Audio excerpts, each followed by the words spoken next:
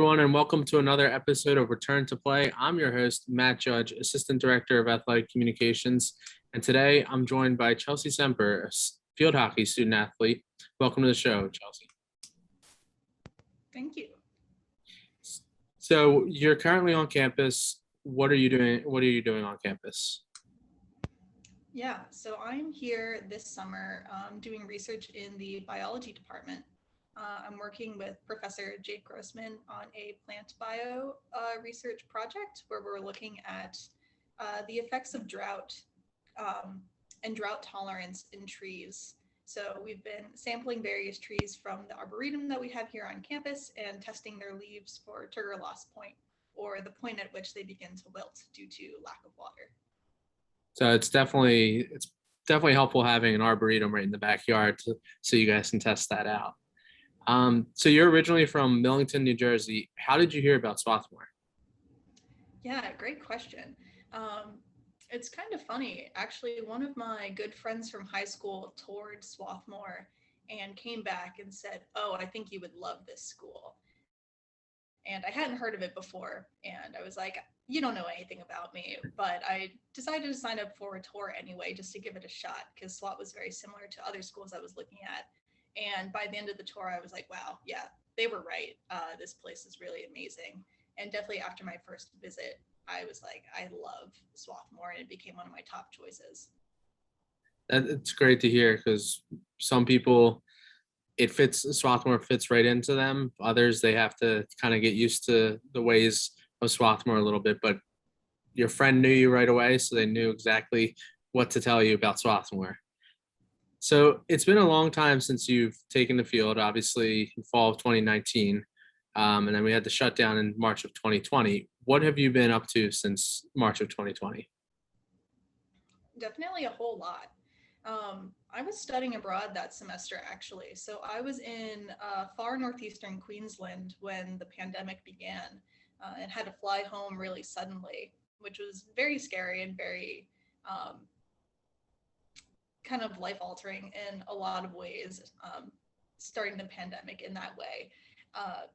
But from then, I traveled around a little bit. I spent a good chunk of time in Michigan, actually, with my boyfriend and his family. That was my first time in the Midwest. And when I was there, I got a small internship at the local Parks and Rec department and had a hand at doing some land conservation and preservation kind of work, like trail maintenance and invasive species management. And for most of the rest of the time, I was back home in New Jersey. Spent some of the summer there, and then was there throughout the fall when I took my semester off from Swarthmore. So did you do any internships during your gap semester, or did you kind of just continue work and kind of looking at the different plants and trees and kind of preparing for this this research that you were doing this summer? Yeah, I did a mix of things. I picked up a part-time job at my local library, actually. I've worked for several libraries in the past, and this was a new one, and I really, really loved it. I've always loved to read and to write. So working at the library was honestly such a joy. And it helped me read. I think I read over 60 books this past year, largely because I was just surrounded by them constantly. So I worked on that. And then this past year, I was actually one of the PSERV students for Swarthmore, which is an internship with the Office of Sustainability in coordination with the Lang Center and the Environmental Studies program. So through that, I was doing some remote work as well, doing research on the Crum Woods. So I was kind of continuing this theme of land management and plant biology, doing some remote research about a restoration project for the Crum Woods. After graduation, is that something you see yourself doing, kind of land conservation? Yeah, at this point in time, I'm looking at programs, graduate programs to get a master's in either forestry or environmental science or something along that field, which is really exciting. I have fallen in love with biology, but I really love the macro side. And I feel like we need people to be working on mitigating climate change and its impacts on our beautiful natural spaces. So I'm really excited to hopefully take that avenue post-graduating in December. Yeah, that would be great. I mean, you already have a lot of experience in that, and it's always good to take some time and learn a little bit more about it. So, how did you train during the pandemic? Because field hockey is a little bit of a different sport.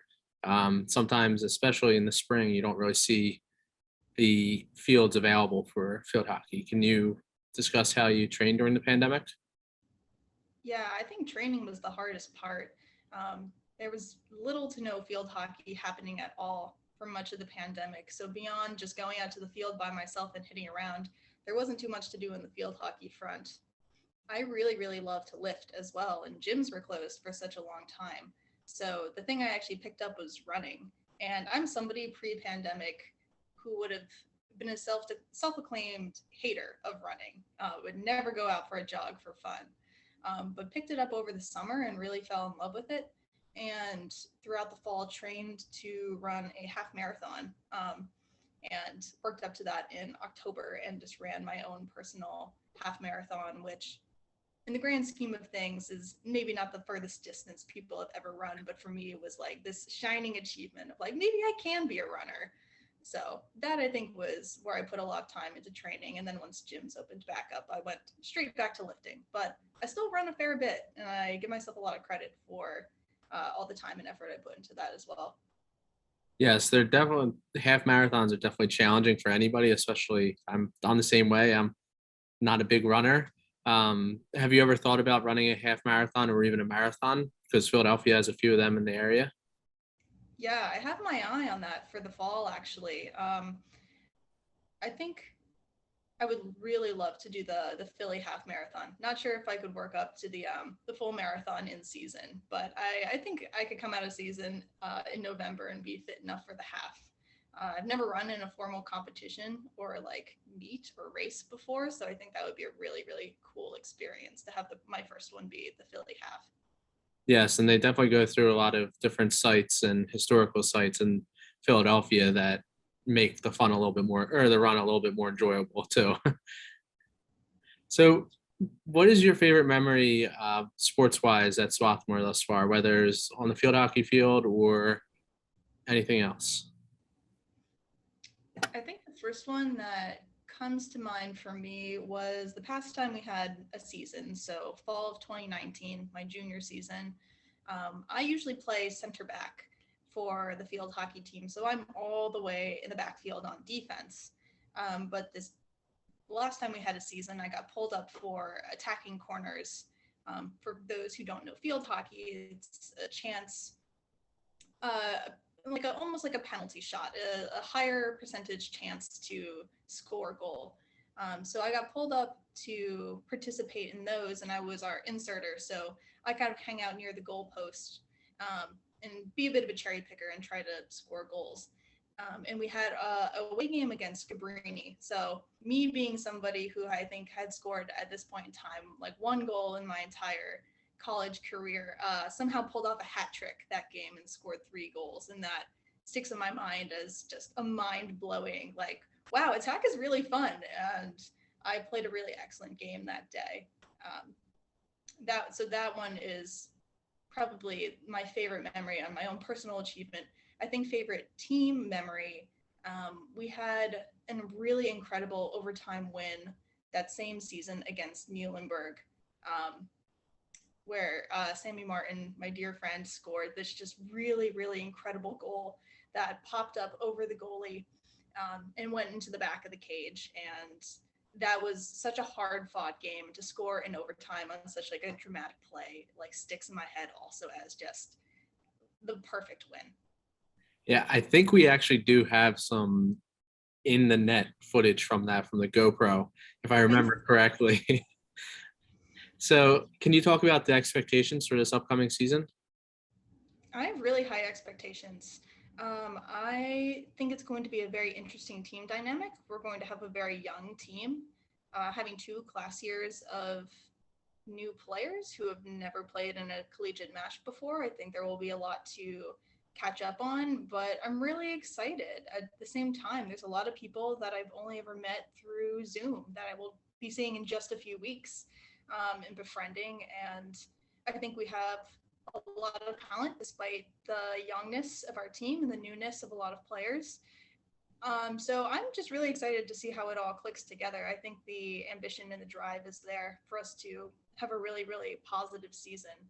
So high expectations for sure. That's great to hear. So off the field, what are you looking forward to most about this academic year? I think I've done a really good job of selecting classes for my last semester here that I will really thoroughly enjoy. Um, so I'm honestly very much looking forward to academics and to being in person for classes once again and taking some courses that aren't too difficult and that I will really genuinely enjoy. I think the other thing I'm very excited about is I also play on the Ultimate Frisbee team out of season for field hockey. And generally, the competitive season for that is in the spring, but because of COVID, they're bumping it up to the fall and allowing some alumni and people who graduated in the class years of 20 and 21 to come back and play. So the Frisbee team as well, we are really, really excited to have a competitive season for that sport again and maybe get a shot at nationals if we're lucky and a lot of our alumni come back. So excited for classes and for more sports. Yeah, there's a lot going on that everybody's looking forward to here on campus. Thank you very much for joining me today. It's definitely another great addition to the podcast. Thank you so much.